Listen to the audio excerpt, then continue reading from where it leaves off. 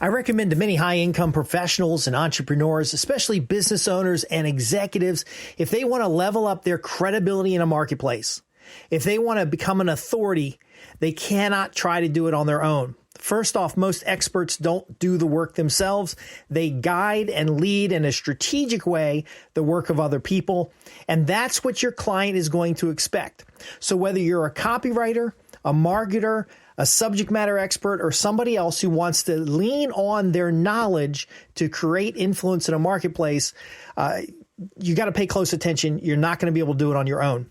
I'm Justin Hitt with Ad Briefing's copywriting tips and Inside Strategic Relations. Now, I've been doing a lot of combo episodes because a lot of what I talk about influences the sale of words that sell or strategic communications, and also influences your ability to get more done. So let's look at this from a perspective of how do we position ourselves as an expert in the marketplace and legitimately get more done?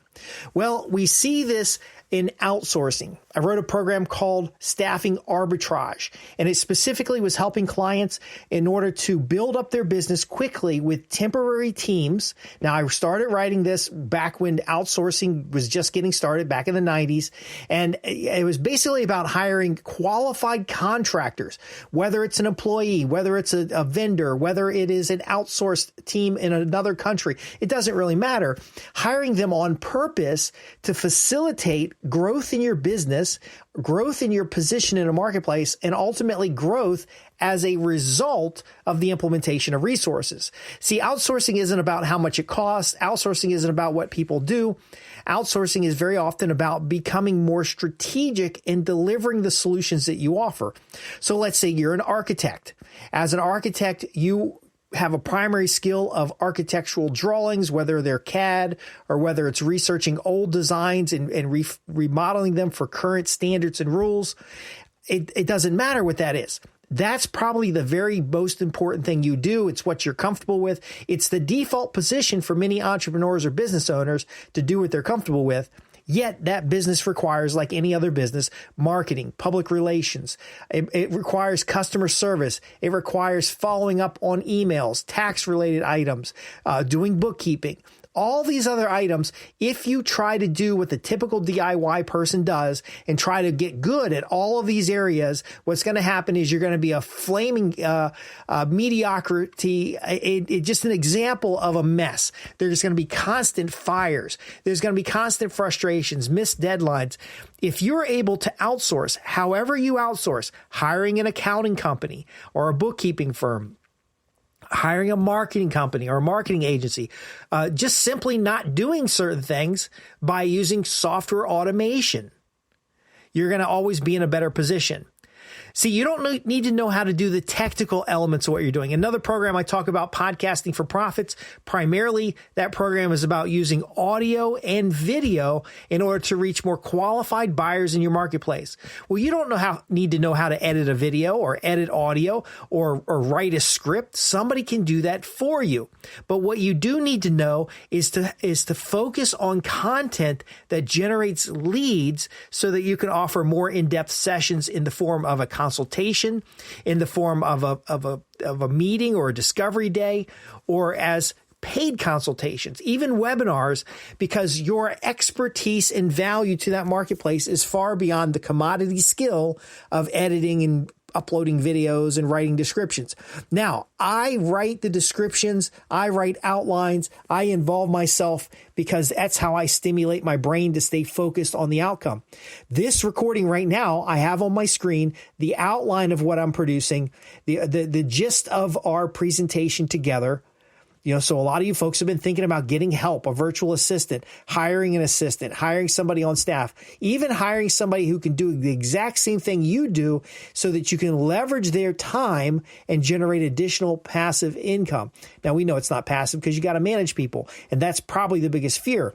But I have an outline up on my screen, and I'm just going through the outline, giving you the insights, giving you the tips, giving you the strategies, helping you understand that if you're going to do this all on your own, Here's a lot of work that you might not even know exists that's going to be on your shoulders, a constant pressure, a constant frustration.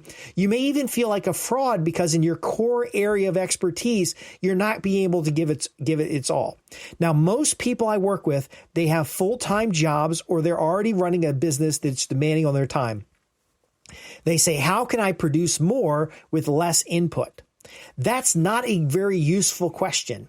They're really saying is how can they put less into it and get the same or better results? And the only way they're going to be able to do that is to find additional resources to supplement, complement, or otherwise augment what they're already doing well. This means you need to know what you do well versus what you're not doing well. And then ultimately drive forward a system that makes this run on autopilot so that you can get a little bit of relief. This isn't about hiring somebody so you can sit on the beach and drink martinis. This isn't about socializing and living the experience of business and not getting in the details because you've got someone else taking care of it. I will tell you from my own personal experience, I've been ripped off by bookkeepers, CPAs, lawyers. I've been ripped off by employees in-house, staff out-of-house. There's always somebody looking to get a piece of your action, but as long as you're focusing on the important and valuable actions that are necessary to grow your business, whether you do the work or somebody else, you can move towards an environment. Now, I'm not going to pitch you on a lifestyle. I'm not going to pitch you on things being perfect and money just rolling in while you sleep. Those things can happen. But the truth of it is you're going to have frustrations and challenges. It's just, are you growing and getting bigger and better frustrations that have higher upside potential? So if you are doing podcasts, for example, or speaking at events in order to find an audience and sift and sort and find decision makers who can say yes to what it is that you have to offer, you might benefit from somebody who's doing booking, somebody who might be researching the right audiences, somebody who might be doing follow-up mailers and offers, somebody who writes that copy so that you can have an offer that drives people from sitting in an event and listening to you to raising their hand and then joining you for a paid consultation or a consulting program or a coaching program or something that's a multi-day event. I've seen roofing contractors present at a trade show and then have follow-up to everybody who came through the booth, and then segmented that audience between people who had older homes and people who are building new homes, and then go through all that back end stuff. And the guys who put on the roof only know how to put on roofs. The guy who owns the company only knows how to put on a roof. All this other stuff is taken care of in his marketing systems and how he's leveraged other people's skills, talents, abilities, and time in order to grow his roofing business. Now they have a series of YouTube videos that demonstrate the same things that he was demonstrating at these trade shows. And now he doesn't even need to go to the trade shows if he doesn't want to. However, he still goes to the trade shows with a new mindset. And this new mindset is to ask people, what do they want in a roof? What are they looking for? What are they trying to avoid? He's discovered that the majority of his buyers who already have an existing home, who's out of a certain age, so the buyer's age and the home's age, they want to prevent leaks. Some people just want the roof to stop leaking. Some people want the roof to look a certain way. He's able to segment up these audiences, and then he applies his staff to write letters and follow up and Facebook campaigns and follow up ad campaigns. He's actually doing more work now than when he was just knocking on doors, the left to the right, to the front, to the back of the houses he was replacing roofs. He's gone past doors, the little plug-in signs out in the front of the yard, and he's able to have a steady stream of high-value customers coming to him day after day because, again, he didn't rely on just him doing it all himself. He didn't ask the question, oh, everybody's charging so much. Listen, everybody charges market rate. When you buy, and let's talk about buying procedure because I'm a big controls and procedures guy. If you have a procurement method of buying, you're going to get 3 to 5 different quotes. You're going to have an idea of what the market price is. You're going to know for every hour that you have on your team that you're going to have a certain amount of contributed overhead and that you're going to have a certain amount of value as far as what they're doing. And that has to be at the same or above the value you were able to create. Now, a lot of us have to admit that we're actually in the way of our successes. We're working in the business rather than working on the business. And often after years, Many of the business owners and executives I've worked with, they figure out that they have not been progressing. They aren't keeping up with inflation. They aren't keeping up with rising labor costs. They aren't keeping up with competitive changes and advantages in the marketplace that other people are acquiring because they've been working in the business, too scared to hire an assistant, too scared to hire a part-time person. They've been watching YouTube videos trying to figure out how to edit video or edit audio. A lot of what I do is about you packaging some of the knowledge you have in a way that gets people to raise their hand and say they want more, or to bring to you a specific project because they know you are the credible expert. You are the person to turn to. You are the person to ask questions. Now, there's a point if you're dealing with consumers that you're going to have to go get on media and get interviewed, or you're going to need to have a spokesperson. You're going to need to do trade shows and events. You're going to need to do demonstrations. If that's not your skill set and you just want to do the thing the business does rather than marketing the business, then you will be stuck. You will be frustrated. You'll be annoyed. You'll be challenged around every corner because you're just holding it too close. If you want to build something, I'm not saying you have to have a big team. What I am saying is that you have to have the right people in the right place, all working within the ecosystem of your business to generate more revenue, more profits than you're putting out. Now, you're creating jobs for people. There's a lot of folks out there that want to work for somebody else. They want to have the stability of a company that's growing. They want to work with a leader like you. And so when you go hire them, whether you're hiring them from India, Philippines, Brazil, and by the way, these Fortune 100 companies I've worked with over time, they are hiring people all around the world as part of their strategy, not part of losing American jobs.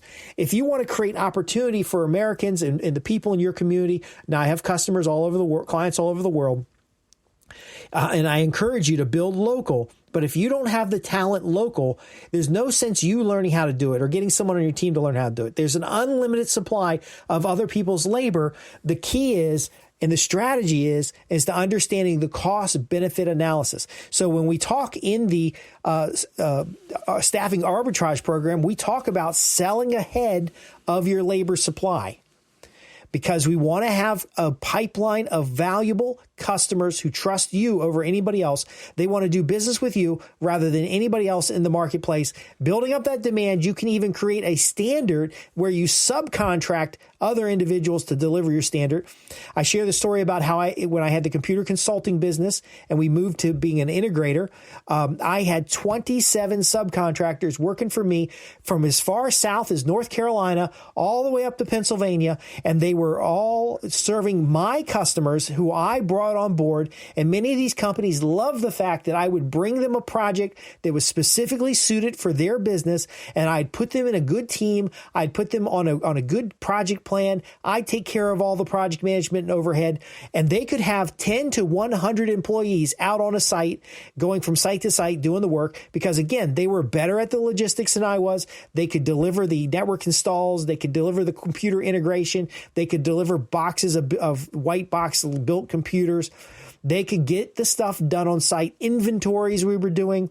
And then my clients loved it because they dealt with one person. And if something happened on a job site, I could swap out a contractor. All these contractors, 27 of them, were running around working on my behalf. Now, did it cause me to have more labor? Yes. For 10 years, I worked 3 shifts and ended up with medical issues because of it. So I had a good strategy. I wasn't respecting my own health and well-being. I built a tremendous amount of wealth for my clients, for my contractors, for the folks that I worked with, because again, I didn't hold everything so close and believe that I had to do it all myself. I helped people do what they did best, and I positioned them in the right place so that there was enough margin for me that cover my work, and there was plenty of margin for them to continue to work with me. And in fact, when the .com crashed and I had some challenges, especially the amount of customers who failed to pay, I was able to make good on my contractors. Now, understand this clearly. The contract I had with these subs was if I don't get paid, they don't get paid. So I had strategies towards the end there to make sure everybody got paid, because you do have a greater responsibility when you're hiring people. You're not responsible for their decisions, but you are responsible to keep that very best talent working for you rather than somebody else. But here's the long story short. I ended up transitioning to a business development manager or business development consultant for the key subcontractors I had. And for me, I had very little transition problem when it came to losing pretty much everything due to the .com. Now, yes, I tell the story how I was homeless and I slept on my brother's couch, but that was more my mindset than it was opportunities in the marketplace. And you have to understand this. We're in the people business. We're solving problems for clients. We're helping people grow. And by doing this the right way, they see us as an expert. They have evidence of our expertise. They can see our leadership. They can see that if they hire us over anybody else, they're going to have the results that they're looking for. And so if you want to do it all yourself, that's great. I highly encourage my competitors to do it all themselves and to try to be the center of attention and try to be the cog in the bigger wheel. But instead, if you want personal freedom, financial freedom, and the ability to make decisions, you need a team. That team, again, can start out with a personal assistant, a bookkeeper, an accountant, and a lawyer. These people don't have to be on full time. They just have to be available when you need them. Now, in summary, if you're trying to go at it on your own, I don't even want you as a client, because you're going to have that frustration and that struggle.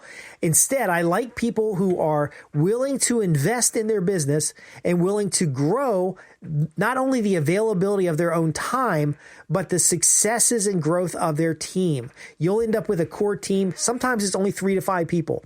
When I talk to copywriters, we talk about becoming from freelance copywriter to become a small agency. A lot of times that's 3 to 5 people, mostly part-time people, but it is a different perspective.